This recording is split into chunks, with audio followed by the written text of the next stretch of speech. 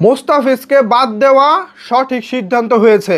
এবার নোংরামির আগুনে ঘি ঢাললেন আকাশ চোপড়া।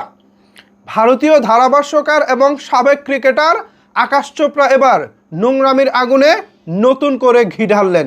কি বলেছে তিনি দেখুন, আপনারও মেজাজটা গরম হয়ে যাবে। তিনি বলেছেন, আপনারা ভাবছেন ফিজের কি দোষ, তাহলে এসব তো পাকিস্তানের জন্যও বলতে পারতেন। দেশ যখন কোনো ভুল করে দেশবাসীকে তা ভোগ করতে হবে। আমি এই সিদ্ধান্তকে সমর্থন জানাই। আমার এখন মন চাচ্ছে এই আকাশ চোপড়াকে ধরে এনে দেখাইতে পুরো বাংলাদেশটাকে, দেখ আমাদের এখানে প্রবলেমটা কোথায়, আমাদের এখানে প্রবলেমটা কোথায়। তোদের মিডিয়া যা খুশি তা দেখায়, উগ্রবাদী প্রচার করে, ভুয়া ভুয়া তথ্য দিয়ে বইফুর নিউজ ছাপায়। সেই সব নিউজ দেখে তোরা মনে করিস আমাদের দেশটা গোল্লায় চলে গেছে। আমি ভাই তোদেরকে ওয়েলকাম জানাই, আয় আমাদের দেশে আয়, এসে দেখ আমাদের দেশটা কত ভালো আছে। তা না, তোদের মিডিয়া, তোদের বানানো মিডিয়া, তোদের বানানো সব নিউজ দেখে মানুষ ইমোশনকে কাজে লাগিয়ে মানুষকে রাস্তাঘাটে নামিয়ে এখন একটা রাজনৈতিক ফায়দা তুলে মুস্তাফিজুর রহমানকে বাদ দিয়ে দিলি। আবার সেই বাদ দেওয়ার পর তোর আবার সাফাই গাচ্ছিস। ভালো করেছে ভাই, তোদের কি মনুষ্যত্ব আছে? তোদের মনুষ্যত্ব বলে কিছু আছে? তোদেরকে সম্মান দিয়ে কথা বলবো মানে এই রুচিটা ওই মুহূর্তে আমার হচ্ছে না। মানে তোদেরকে সম্মান দেওয়ার মতো রুচিতেও তোরা নাই আসলে, অ্যাকচুয়ালি সত্যি কথা বলতে। আমাদের দেশ, আমরা কতটা ভালো আছি, আমাদের দেশে কতটা সম্প্রীতির বন্ধন রয়েছে, এটা আমাদের এখানে এসে দেখ।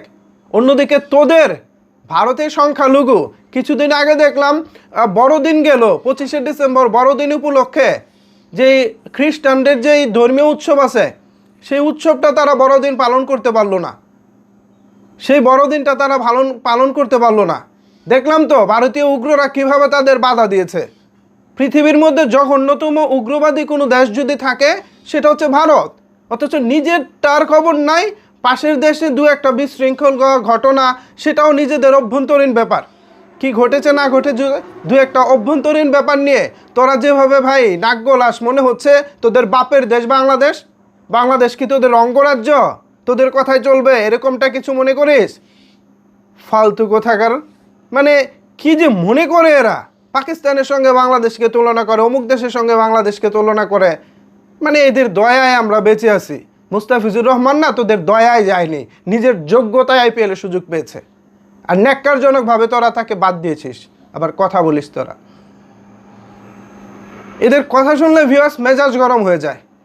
এদের নোংরা মন মানসিকতা, এরা যে ছোট লোক, দেশ বড় হতে পারে কিন্তু এদের মন অনেক ছোট, আর এরা মানসিকভাবে এরা ছোট লোক।